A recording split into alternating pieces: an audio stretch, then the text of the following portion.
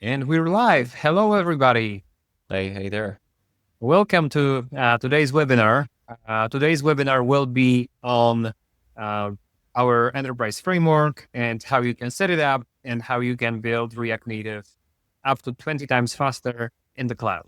We got a lot of things to talk about. So maybe let's quickly go through introduction. What's the webinar going to be about? Who we are, and that's pretty much it. So let's go and talk a bit about Callstack or us was the first slide. Yeah. First we start with us. Okay. So maybe I'll pass it over to you now, and Oh then yeah. I'll I forgot that I have see. control I over was the I was presentation. moving my heads just like on the picture. Isn't that funny? But anyway, okay. Uh, so Mike, please tell us, a couple of words about you, about the project, and yeah. Yeah. Michał Pierzchała, a principal engineer at Callstack. Uh, Working with Callstack's research and development or incubator very recently.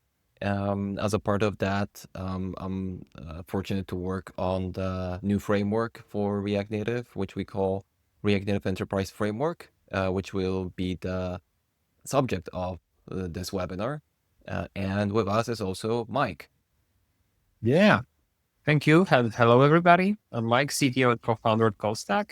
I've been also working on a couple of interesting projects, and interesting fact is that I've been doing CLIs and different pieces of React Native infrastructure ever since I started working with React Native. So it's quite interesting. For some reason, I seem to be liking that area specifically, and so that's about us. And together we work at Callstack. Callstack is a software consultancy, React and React Native development experts. That's what we do. We work with many different customers, from startups to enterprise, and we work on many different things from hands-on pair programming and consulting through product development, ending up with React Native at scale.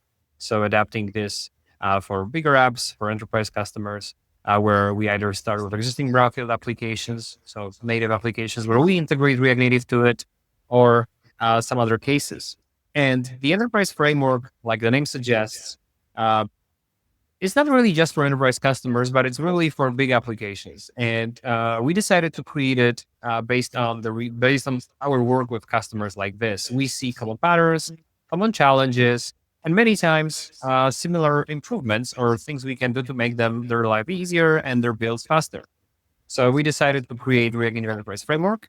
And today, on this webinar, we will tell you what it is, how it works, I believe, the improvements, and a couple of examples from real life. So with that in mind, we can start. I will just say that from the logistics perspective, if you have any questions, please leave them in the chat.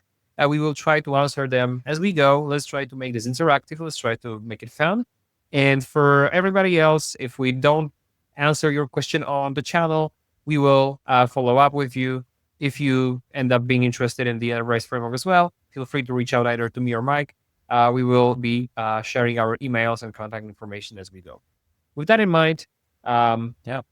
let's start. I'll pass it over to Mike, and I'll hide myself from the screen, and I'll be monitoring the chat. And from every once in a while, I'll show up here, and that will be my way to interrupt you. Yeah, of course. So yeah, let's go. Let's start. Yeah, I've seen that in the comments that we have some echo, so I hope this is fixed now. I've put my headphones and hopefully this is good. So yeah, let's start with a small agenda. Now we will go through a typical React Native pipeline. What is there? What projects are doing? What they're testing, building, etc. Then we'll go to why React Native teams overpay for their slow pipelines. I get the feedback that we're all good with the sound, so that's amazing. Thank you. And I would like to get you through the more or less reliable caching mechanisms that we see out there in the wild, something that you probably already do or you tried at least some of those. And yeah, and then to cut to the chase and then how to cut your build times up to 20, not 20%, 20 times using a advanced CI build caching using a different approach. And we will show that as an example of doing this for Expensify, which is one of our partners, one of our clients, and also they have an open source app on GitHub, so you can live inspect what they're doing, however you like. So typical CI workflows in a typical React Native app, or I would say in a bigger React Native app, consists of those JavaScript pipelines that are testing builds. They're building JavaScript bundle, maybe. They're running linters, tests. Usually these are like end to end, not end to end, but like unit and integration tests. This is how we call them. And we typically run them on every commit for every change that we push to the repository. Because we're building a app, we also want to know whether this app is gonna build on our coworker's device or on someone else's device. So we schedule a native build of the whole application, usually in debug version and debug configurations for iOS and for Android. And separately, we have some pipelines for end-to-end tests. And these are usually not run on every commit because they tend to be expensive.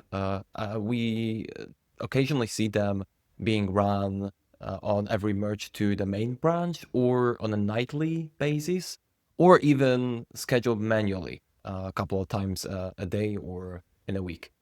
And finally, we have those ad hoc releases, which is the builds for in release configuration or variant that allows our testers and our users to have a preview of the application that would run in with the production settings.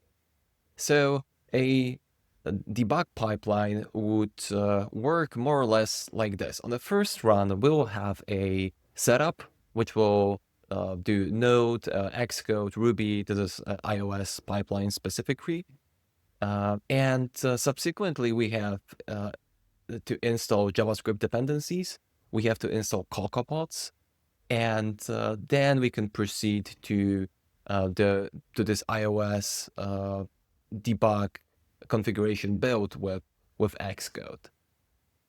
So what are we typically doing to speed up this build? Because they tend to take around 25, 30, even 40 minutes. And we've seen pipelines that are taking longer than that. So for the end run of the same, let's assume you're working on a pull request and you're sending multiple commits. So if your pipeline is running on every commit, this pipeline will happen nth time, and nth is the number of your commits. So again, you have your setup script that's on your CI. Then with JavaScript, you can cache node modules, for example, in a zip file and retrieve that in a second run. This is gonna slightly decrease your JavaScript installation time, and it's I'm saying slightly because this node modules compression and zip file is gonna take like even 400 megabytes, and it actually takes a while to compress and decompress that much of data. And similarly, we can do for CocoaPods. We can cache the pods directory and retrieve that cache. But usually, it will give us a couple of seconds or minutes and reduce that from the overall build pipeline time. And finally, with some optimizations like this is just an example, enabling Ccache for C++ code and some derived data reuse, we can typically get builds like Xcode builds to 15 to 25 minutes. So it's a nice incremental improvement. So what are the caching strategies in general for a React Native project? We can start with caching derived data, which is the build directory for the Xcode project in a CI environment. We can use Ccache, which is for advanced C++ compilation caching. This is very, very helpful, especially that React Native is now in new architecture. It internally uses a lot of C++, so this adds to the build.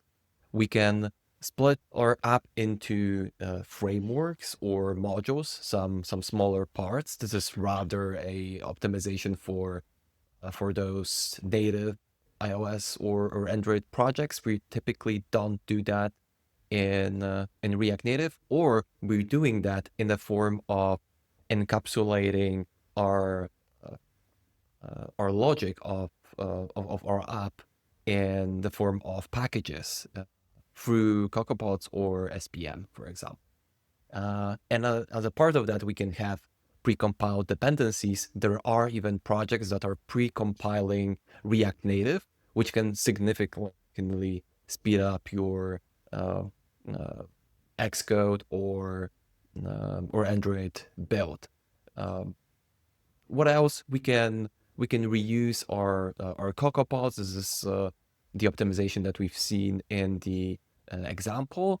And for example, for Android, because Android and Gradle had like amazing caching mechanisms, and for the last couple of years, the core team did a lot of amazing work on making sure that everything is aligned with that cache, and Gradle actually can save some of its intermediate steps so they can be retrieved faster. I'm pretty sure you've observed that in your local workflows, where the first build would take 5 minutes and the subsequent builds are often taking 5 or 10 seconds. It's that of a difference. And you can translate that or some of those improvements to the CI. However, with caching, as with any other form of optimization, and especially with caching in continuous integration environments, we can encounter some actually hard problems. So one of which is that we may have cache misses, and these are due to brittle configuration on our CI environment, like GitHub Actions, for example. We can have large cache that is slow and expensive to retrieve. This is something that I mentioned in the case of node modules and CocoaPods. So we've seen examples we've seen this in our clients, where retrieving the large node modules was actually slower from the cache than installing it from scratch. So that's why you always need to measure and not apply those caching mechanisms blindly, hoping that it's gonna be for the better, because it's not always like this.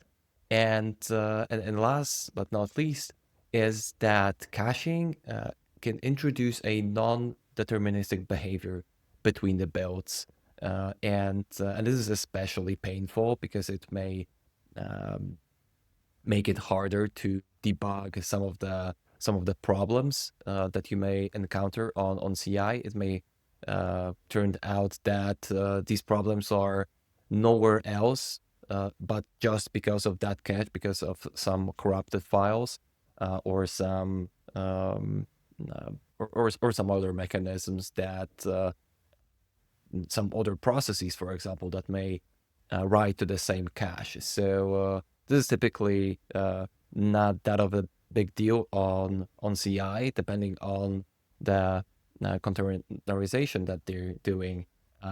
But people are doing very.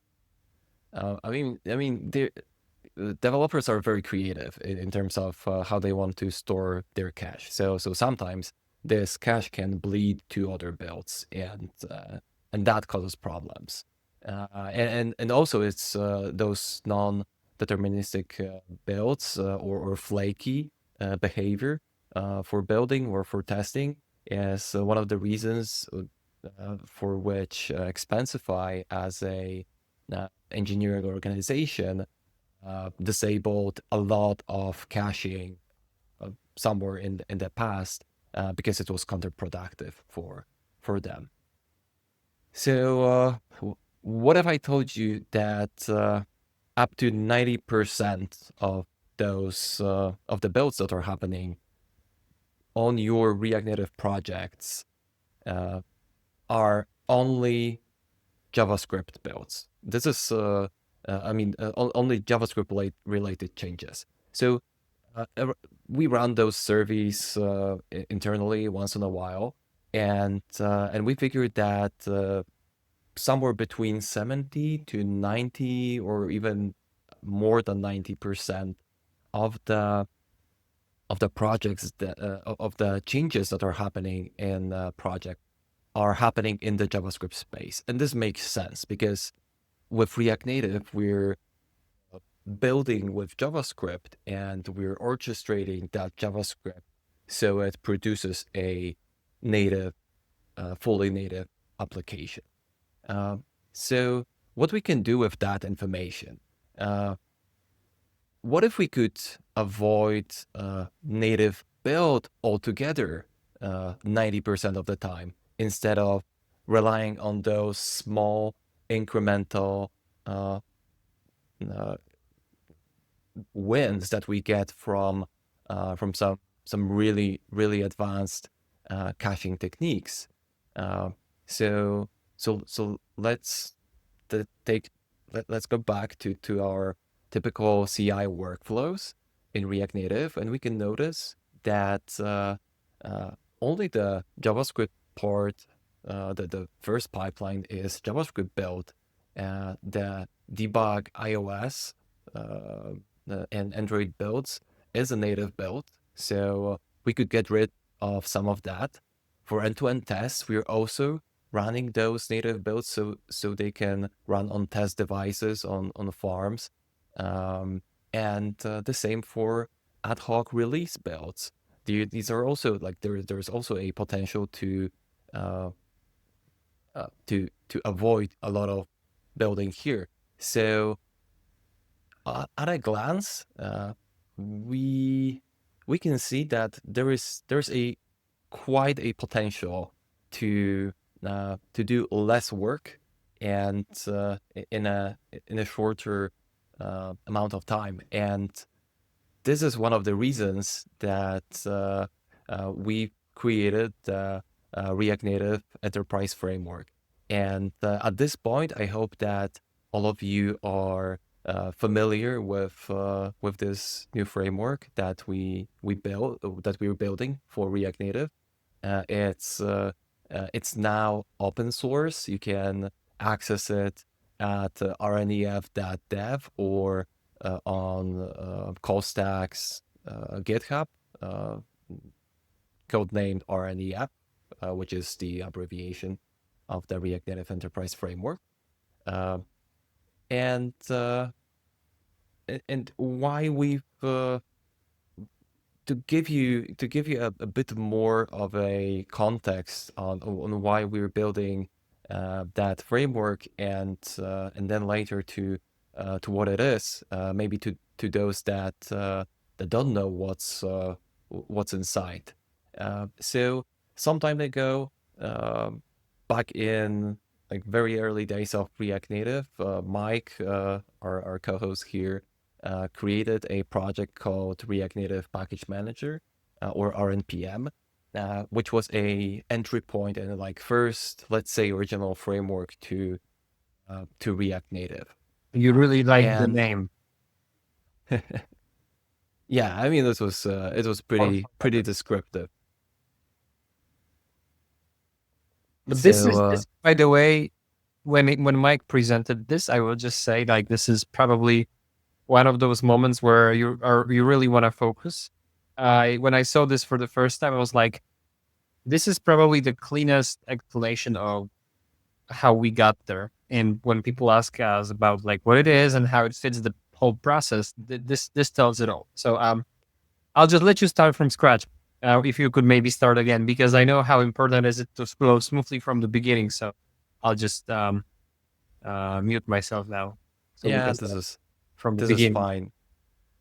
This is fine. So RNPM started as a community project, and after some time, it evolved into a crucial part of the React Native ecosystem.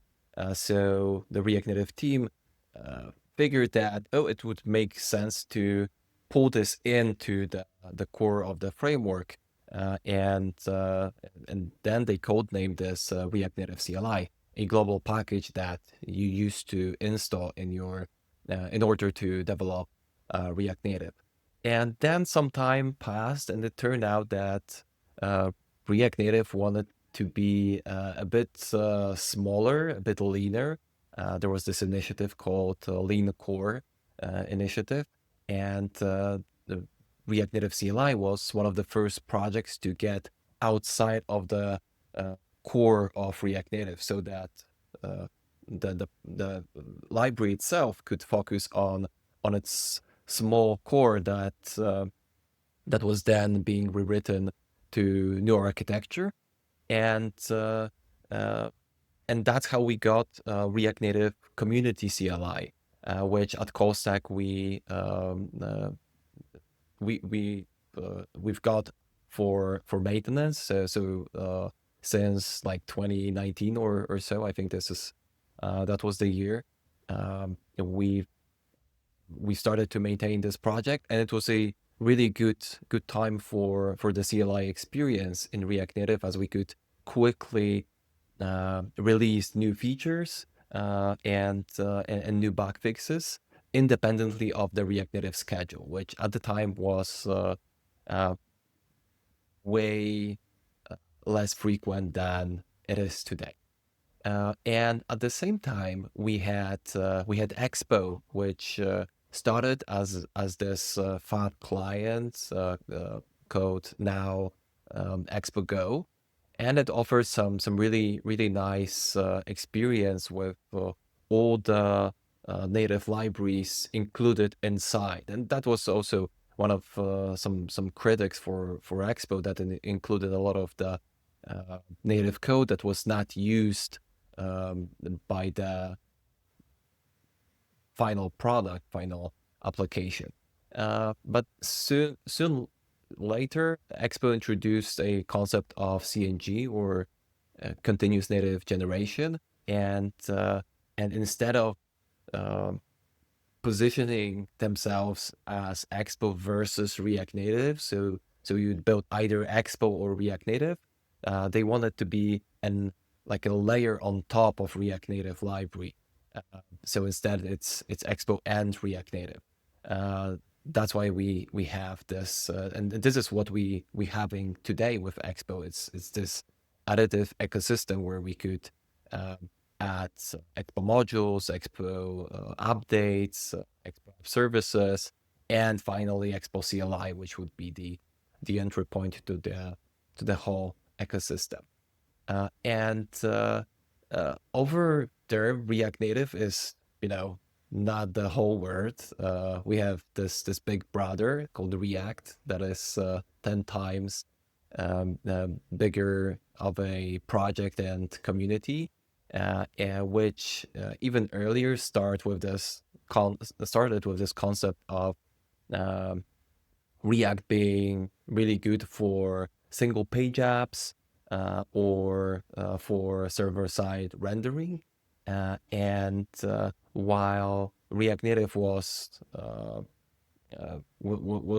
going through the ideas of um, lean core and architecture, the React team started the Fiber rewrite so they could introduce concurrent features, and this opened up a new possibilities for functionality like suspense or React Server components. And this quickly got really complicated, both for React Native and for React. So first, the React team uh, figured that, hey, React is not as simple as it used to be in terms of uh, uh, what we believe is a good experience that pushes you into the pit of success. So basically, you should use a framework. And for the web, we had Next.js already. We had Remix, and like a year later, React Native matured enough to also recommend using a framework, with Expo being the only one available. And so what I hope you see here, this created a this situation where uh, we have a recommendation of using a framework and there's only one, and the alternative is using the Community CLI, which became this bare bones solution to developing React Native applications. So so this is why we figured that, hey, we have all the experience thanks to the Community CLI. We have some use cases and some experience with our clients that we would like to serve, and that's why we've created the enterprise framework with one of those these interesting capabilities of saving you and anyone using it a lot of the CI time, hopefully saving you money and making you ship faster. So core principles of the framework that we lit by and design the whole project by are modular design. We want you to be able to plug in your code and instead of waiting for us implementing everything for you. So we want to put you in the first place so you can adjust the framework to your needs. We're always rely on self-hosting, so we're not providing any servers, any compute. We will let you use whatever providers, whatever clouds that you already have within your organization, and we're all about incremental adoption. And by this we mean incremental adoption from the Community CLI project and from native projects that would like to uh, try React Native and do it in a not so painful way. So the configuration looks more or less like this. We let you configure your own bundler, add some custom plugins.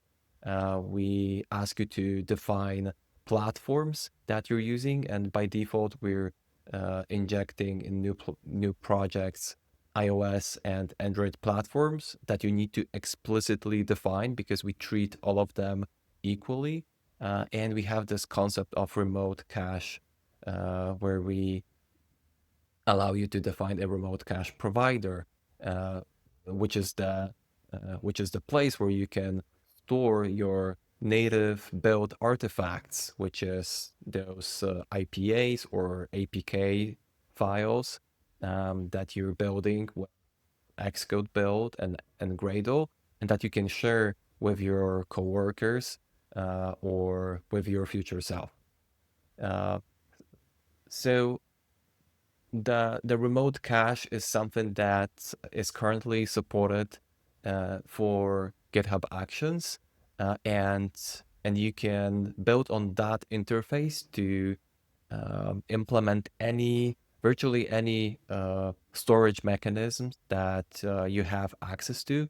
For example, to AWS S3 or to Cloudflare's R2, or to some storage solutions available with Bitbucket or Circle CI. Although with Circle CI, it may be tricky with single sign-on.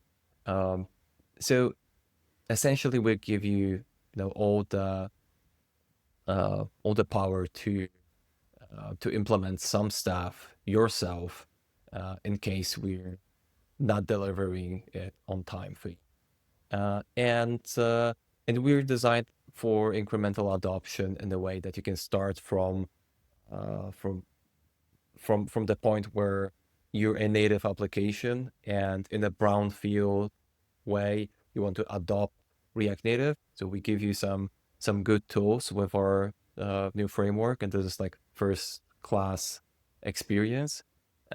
Then you can adopt our CLI, and if you're coming from a community CLI, it's a 10-minute change. It's a 10-minute process, and you don't need to use any other advanced mechanisms that we have, like remote cache, which when you are on our CLI instead of the community CLI, you can adopt those extra capabilities, such as remote cache, so you can save a lot of time building on either your local machine or your CI and your friends' machines.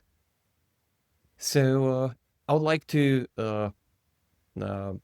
take a quick break from the presentation and go to the live example of how we've implemented React Native Enterprise Framework for Expensify. So I will. So give me a moment. I will share the window in a moment.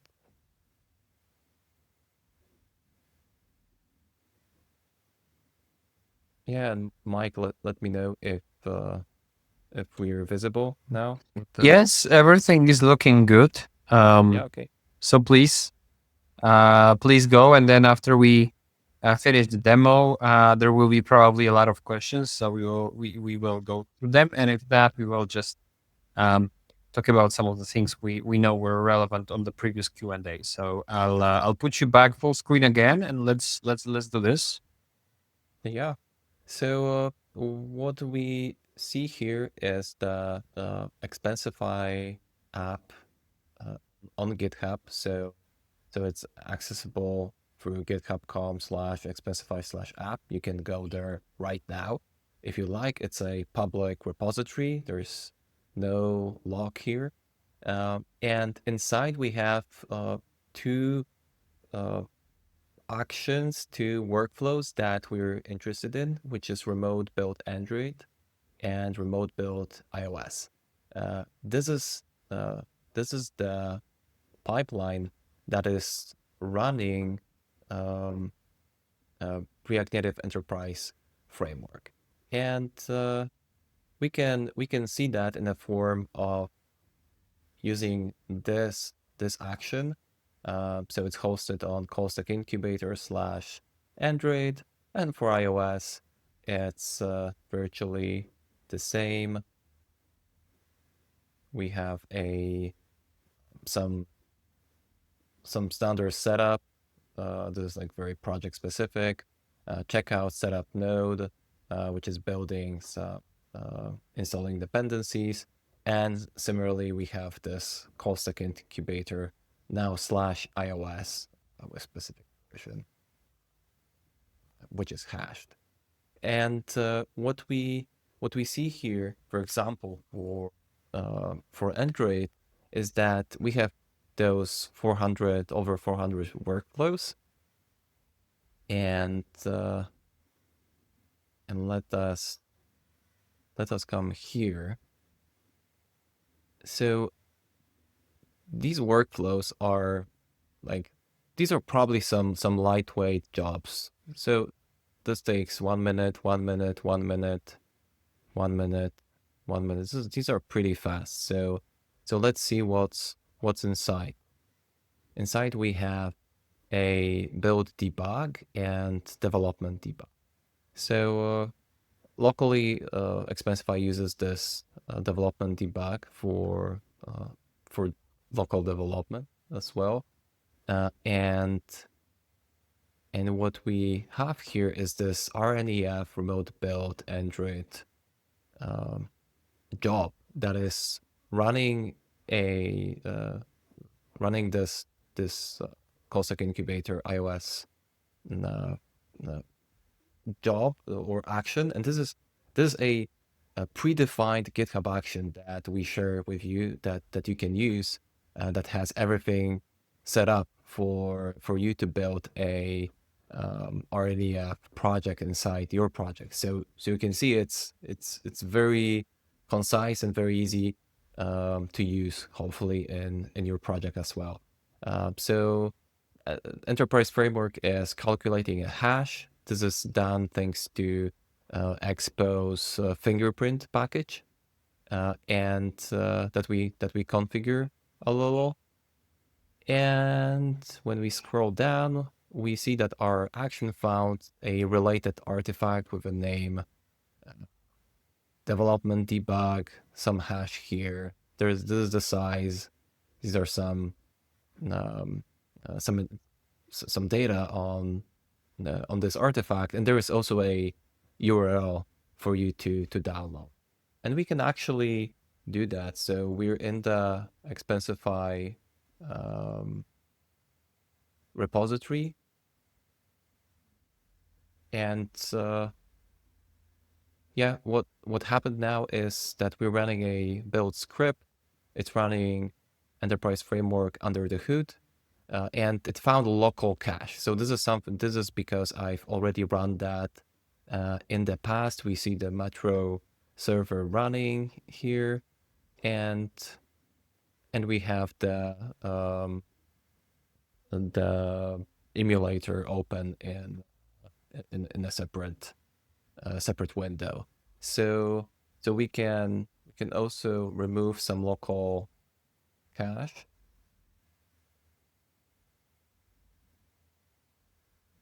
and run that again, and this will fetch the build from GitHub. So in this case, all I have to do is npm install and then run Android, and the CLI will download the build from GitHub. It will tell me that it downloaded into this directory, and this is exactly the same hash, this 918F that we've seen here. Here, for example. So what you can notice is that we're doing the whole build on every commit, and it takes 1 minute.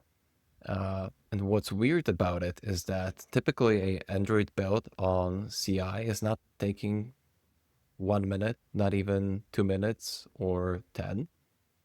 It will take closer to 38 minutes. So we see once in a while we have those bigger numbers here. So this means that Expensify run a build from scratch. There's another case for some fixes, and another one here with some reverts, and the rest is like It's again 1 minute, 1 minute, 3 minutes, 2 minutes, 15 minutes, some cancelled, and it goes like this all the time. So I checked the numbers more or less, and in case of Expensify, every 25 builds or triggers changes to the repository, we have a native build. All the rest, 24 from 25, are only JavaScript or non-native related changes. So this is pretty important, because in like as an alternative, what Expensify would do in the past, they would run full 30-40 minute builds for Android and for iOS. They're still doing that for some of the pipelines, for every change.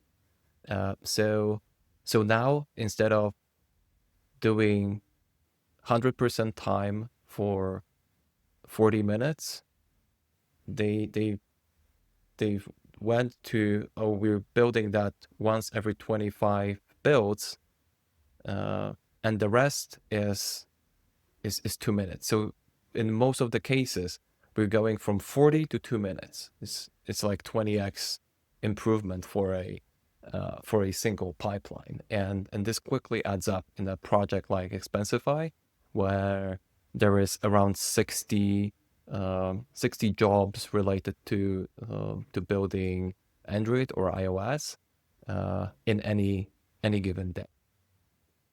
So we can go back to our presentation,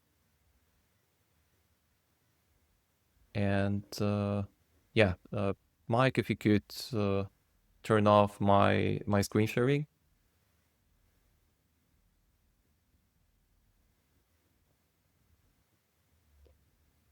I should really get better at using those shortcuts. Oh, that is. Yeah. Okay. So is this the time for questions? I'd like to get you to the to the end of the slides. It's not that much, and we can open the Q&A.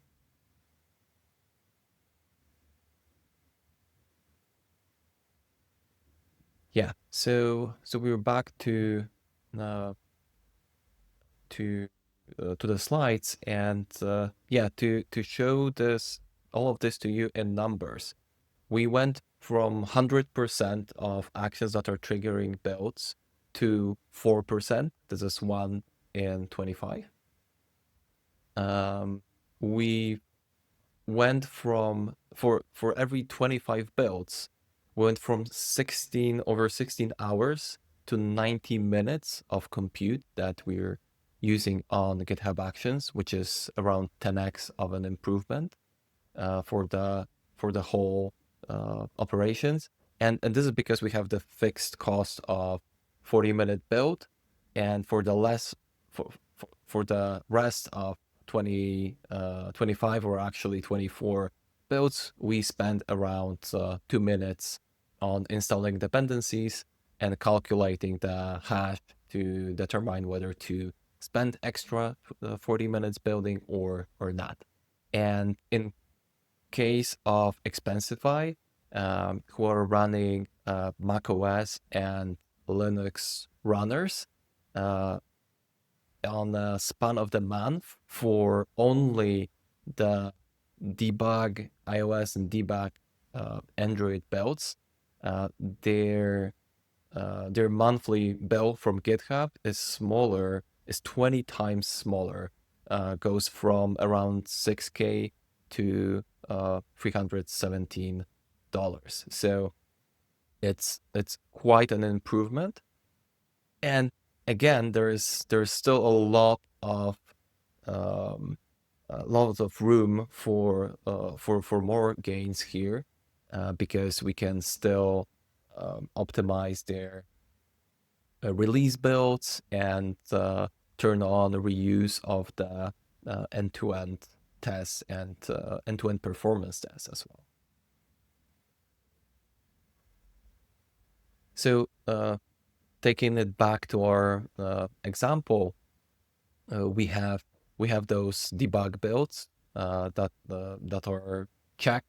Okay, we have some nice gains for a project um, like Expensify, and we have end-to-end tests and ad hoc releases that are that can still be optimized. So the mechanism that is making this this happen is remote cache, which is all about smart reuse of native built artifacts. We are providing out of the box support for GitHub Actions, as I mentioned, and we're working on adapters for storing this remote cache in different places than GitHub Actions. So how this works in the combination with the CLI, the CLI will calculate the checksum using the fingerprint package when running run Android or run iOS command, and it will query the remote cache provider. In this case, GitHub Action for a remote cache. If it's there, it's gonna be downloaded and installed on a device. If not, it's gonna fall back to local build like you would normally do with the React Native Community CLI, and that's how we have those builds for release or debug that can take seconds or maybe minutes instead of closer to an hour. And you can use that in a new project or set up in the new project when running npm create at RNEF/app. This is how you start with a fresh app with React Native Enterprise Framework. Or for existing projects, we have a migration guide where you can migrate from the Community CLI, or you can adopt React Native in your native application thanks to our brownfield plugins that are using this novel approach of packaging React Native React Native application in a single framework file, so you can just import that in your native project. And you can access that from our website, rnef.dev, or by scanning this QR code. And to finishing the slides part, there's a couple of things that we still have on our roadmap. So, for example, support for out-of-tree platforms like TV or desktop, provide a self-hosted over-the-air updates, continuous native generation. So that would make RNEF more Expo-like in this term. So you'd be able to generate iOS and Android folders. We're working on our solution for React Server components in React Native. We have plans for more remote cache providers, and we also want to provide a good story for mobile microfrontends, whether they're done with Repack or RSPack or with Metro. We have some R&D working on R&D efforts focusing on adding module federation to Metro, so that it's gonna be easier for anyone to try. And we have a plugin. We'll have a plugin for doing that in enterprise frame. And that's all we have all we have for you in the slides part. So thank you very much. And I guess we can start answering those questions, Mike. Yeah. So let's start with the two we have, and maybe that will encourage everybody else to start with asking more questions as well. Um, so the first one is from Daniel, and we might. I'm hoping it will be somewhat understandable.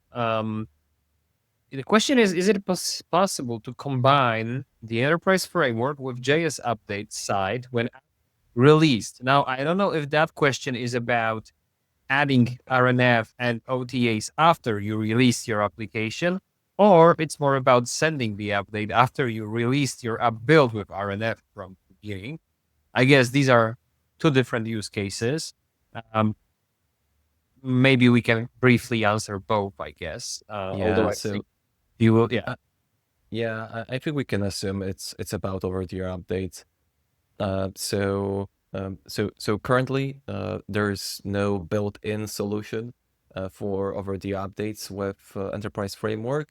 However, there are some ways to make it work.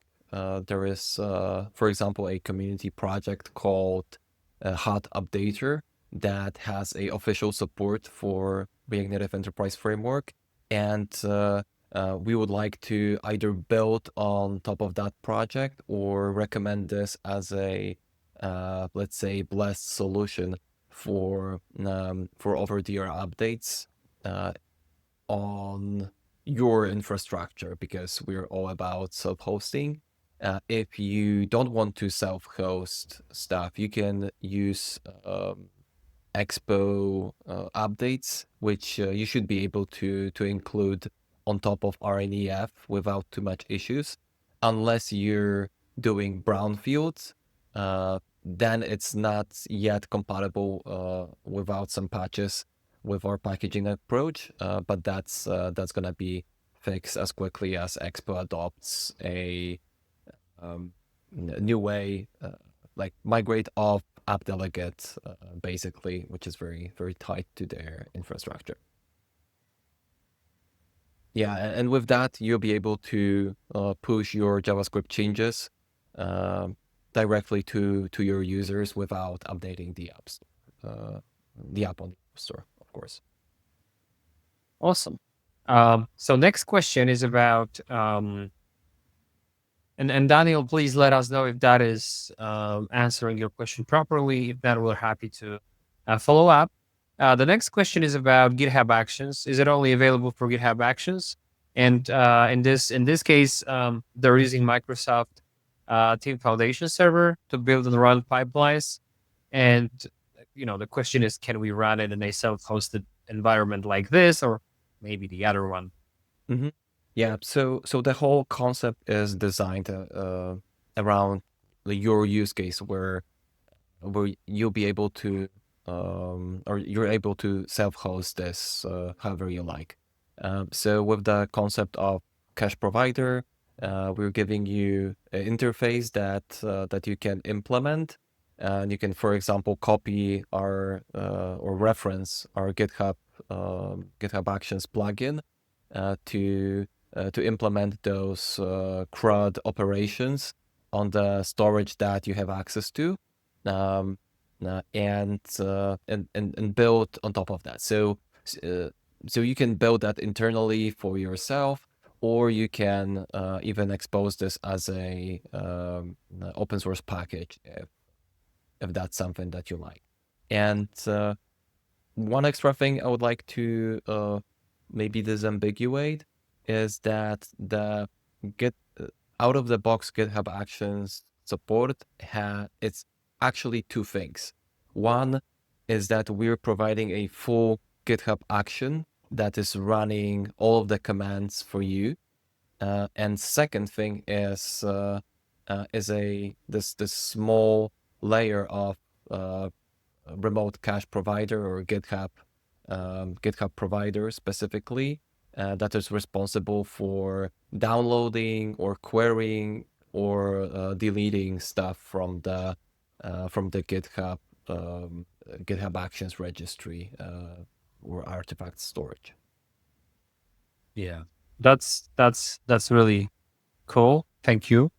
And with that in mind, we can continue over to the next question, which is related more about adapting RNF and yeah, I'll just show and read the question. Yeah. Currently, if somebody's using Fastlane as an automation platform for building and releases, is it possible to just use RNF for automating the builds to get those savings as an incremental step without having to change or modify your existing pipeline and your existing automations? Yes. Short answer is yes, and longer answer is you could also replace a lot of Fastlane with RNEF. So we are slowly but steadily building a JavaScript alternative to Fastlane. So, for example, you wouldn't need to install Ruby on your systems and run everything through JavaScript commands. We're not there yet. It's not officially on our roadmap, but I think it's inevitable. For some of the early adopters, we were um, tying Fastlane together with RNEF, where you can slowly replace like some parts. For example, the build part, and then Fastlane can do the matching of certificates for you, which you can feed to the, for example, GitHub action or to the commands themselves, and have those signed builds, for example, because I was focusing on the debug builds with this webinar, but what's like even more exciting is that with RNEF, you can have a reuse of your release type builds. And this is especially exciting for end-to-end test use cases, where you don't need to build like build your native app specifically for testers.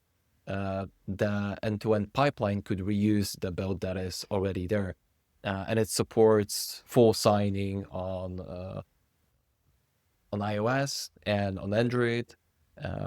Yeah, and it will be paired to the particular pull request. So it would also open you to collaboration between developers and QA engineers or testers, in a way that's for many of the enterprise clients that we work for right now virtually impossible.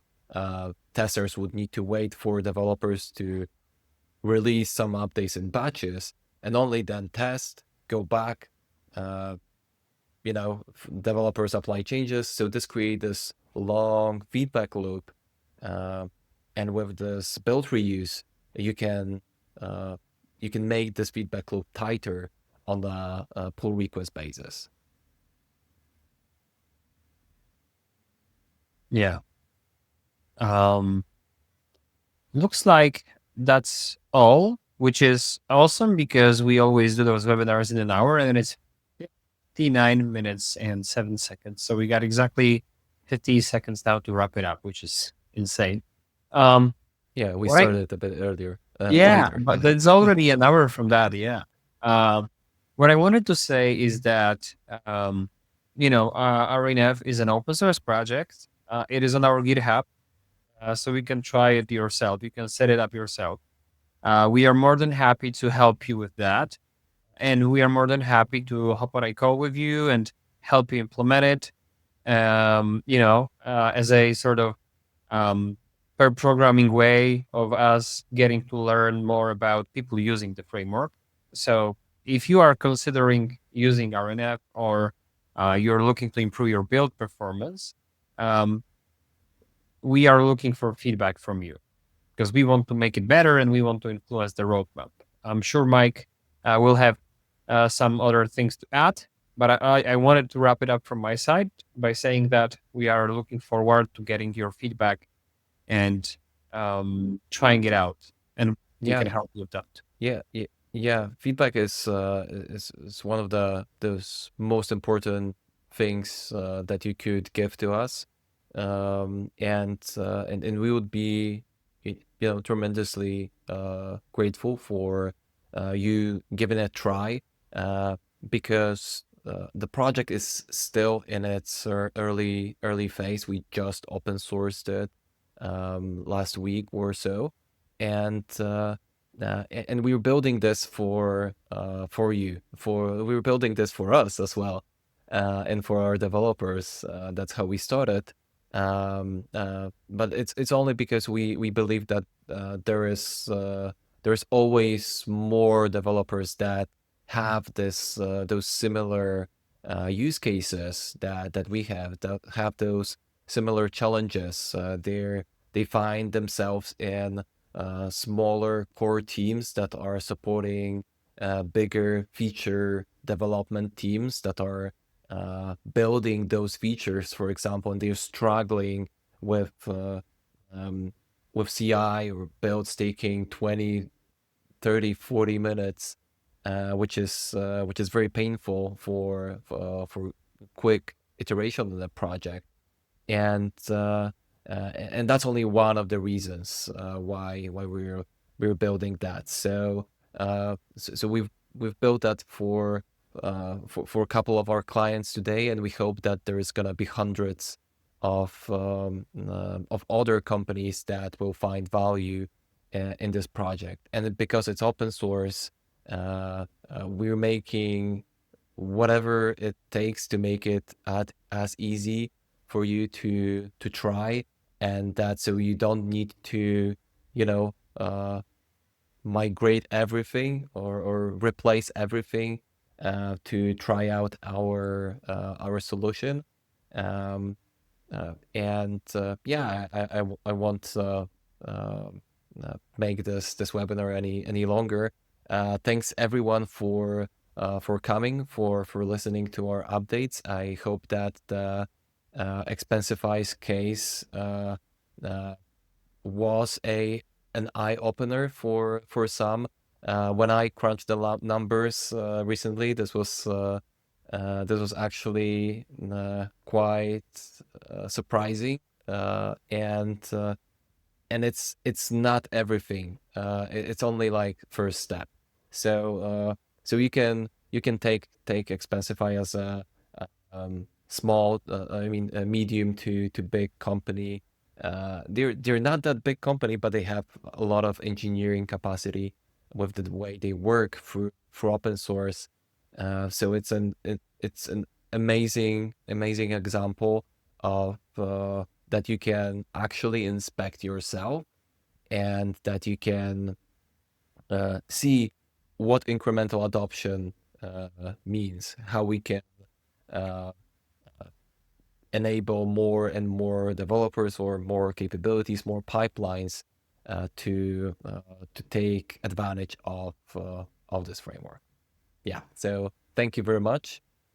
And Mike, do you have some last words, or are we wrapping this up? No, I think you wrapped up my wrap up perfectly.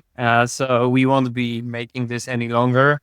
For those that are in the European time zone, uh, uh, there is one more question about the expo Okay. and the CI/CD pipeline. We will follow up. Don't worry. Yeah. And for the remaining people here, thanks again, and see you on the next webinar um, at some point Yeah. next See this ya. month. Have a great Bye. days or evenings. Yeah. Bye bye.